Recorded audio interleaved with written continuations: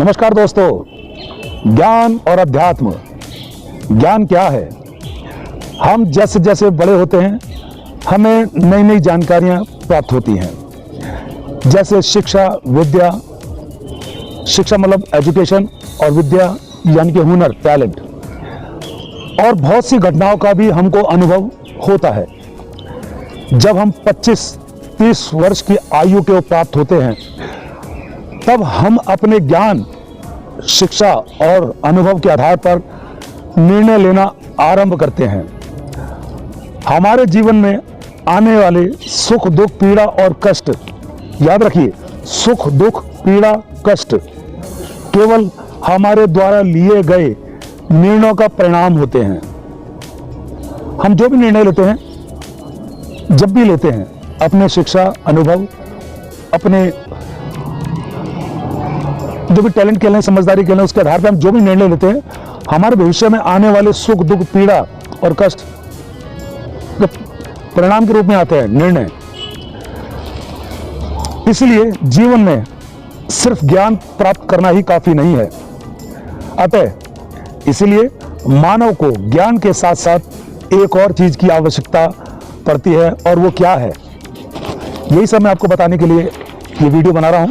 और ये जो मैं आपको बोल रहा हूं, ये पढ़ के बोल रहा हूं, ये मैंने ही लिखे हैं, क्योंकि सही शब्दों में अगर बात को समझाया जाए तो समय कम लगता है और समझने में आसानी रहती है। जैसे कि मैंने अभी कहा कि जीवन में सिर्फ ज्ञान प्राप्त करना ही काफी नहीं होता है, हमें एक और चीज की जरूरत पड़ती है। वो क्या है? वो है अध्यात्म। और अध्यात्म क्या है, ये समझना मानव के लिए बहुत आवश्यक है। मानव मतलब आप और हम, मनुष्य, इंसान। अध्यात्म को समझना मानव के लिए बहुत आवश्यक है, खासकर आज की युवा पीढ़ी के लिए, क्योंकि युवा पीढ़ी अपने भविष्य को लेकर के चिंतित है। प्रत्येक युवा अपने भविष्य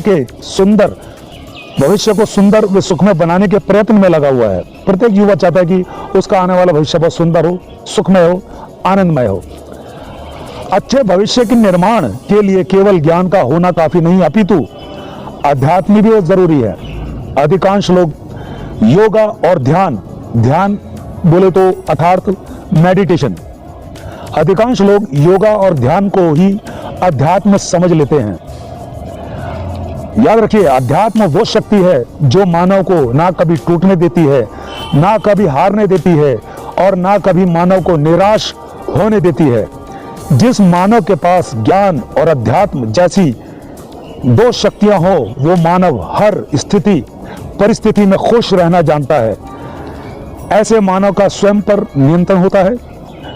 मानव का अध्यात्म ही मानव को भटकाने से बचाता है। याद रखिए, जीवन में भटकाव आते हैं, भटकाने वाले मिलते हैं, और मानव भटक जाता है। कई बार गलत निर्णय ले लेते हैं, लेकिन हम भटके नहीं। इसके लिए हमारे लिए अध्यात्म बहुत जरूरी है। चलिए आगे बताते हैं आपको।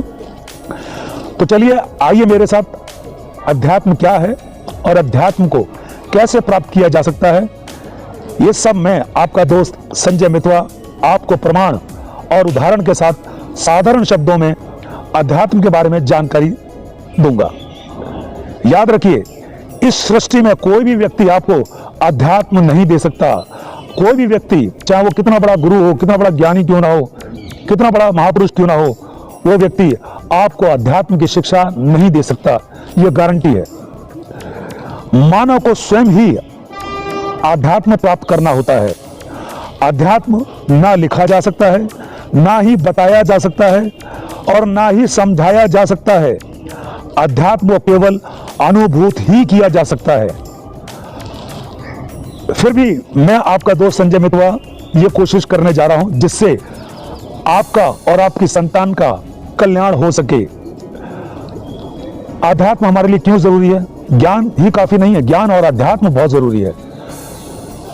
अध्यात्म हमारे लिए क्यों जरूरी है? दो मुख्य कारण हैं। नंबर एक, अध्यात्म मानव को भटकने नहीं देता है। दूसरा, अध्यात्म मानव को निराश नहीं होने देता है। और आज की विडंबना है, आज के समाज में, आज के समय में इंसान, आज का मानव बहुत जल्दी भटकता भी है और बहुत जल्दी निराश भी होता है। आज के लिए बस इतना ही। मैं अपने अगले वीडियो के माध्यम से आपको अध्यात्म के बारे में बताना आरंभ करूंगा। तब तक बने रहिए मेरे साथ मेरे कार्यक्रम में मैं और मेरा अध्यात्म। नमस्कार।